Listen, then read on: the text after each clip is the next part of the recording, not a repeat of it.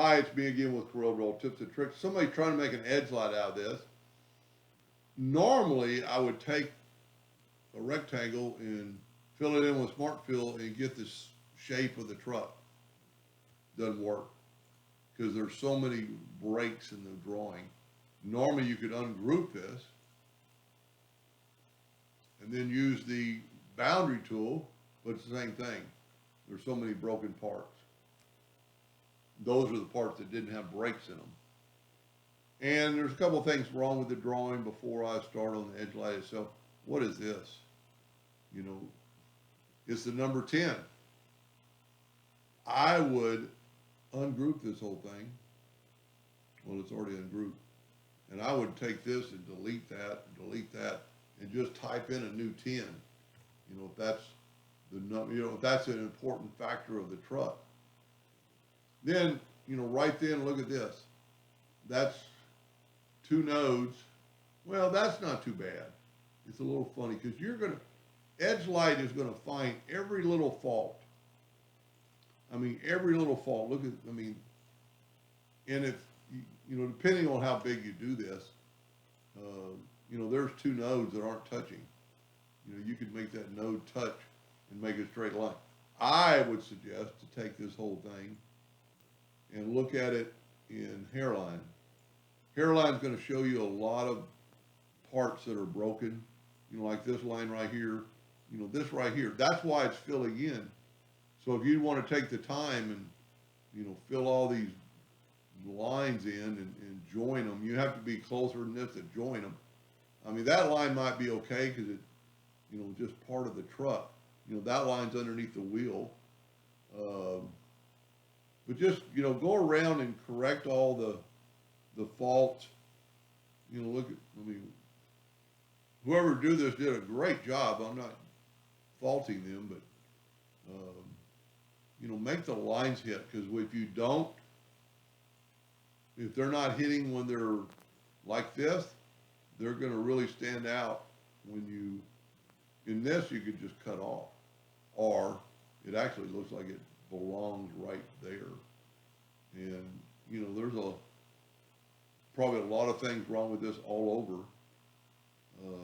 And, you know, I'm just a little, I hate to say the word anal, but I'm a little anal in making stuff perfect.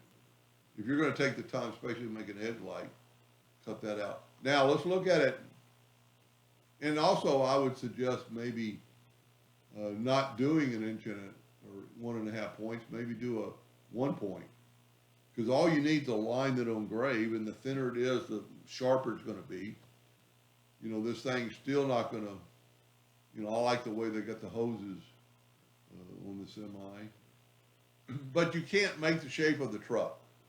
So we're going to group this together, Control G and hit P, put it in the center of the page. I'm going to take an oval or semi-oval and hit P, and then we could stretch it to make, you know, get all the parts of the truck in. Always better to grab the pick tool and then hit P, you know, just to make sure you've got it all in there. And then produce your edge light. You could actually move this down just a hair. You know, find out how long your edge light is. Let's say it's 3 inches. And let's say it's, you know, got a depth of 1.5 inches. And then take that and put it in there. Of course, you need if you need 1.5 inches down. And then what I would do is take the truck and let's see what our nudge factor is. Let's set our nudge factor on about 5. Take the truck and move it out of the way.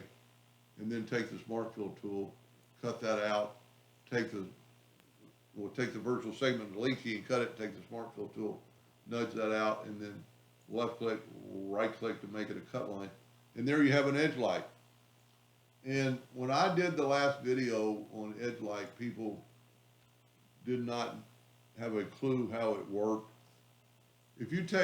Most places you have an edge light box so you wouldn't be able to see this. This is down in a groove.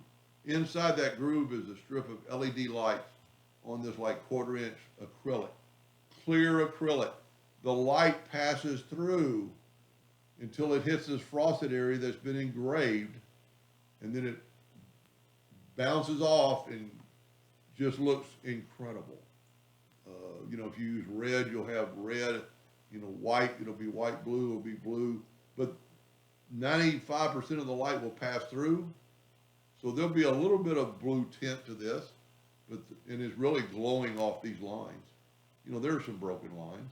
You know, what is that supposed to be? And, you know, kind of go around and check it out before you do it. So then normally your base would be a black box that is either electrical or battery operated. Anyway, I hope that helped him a little bit. Thank you for watching.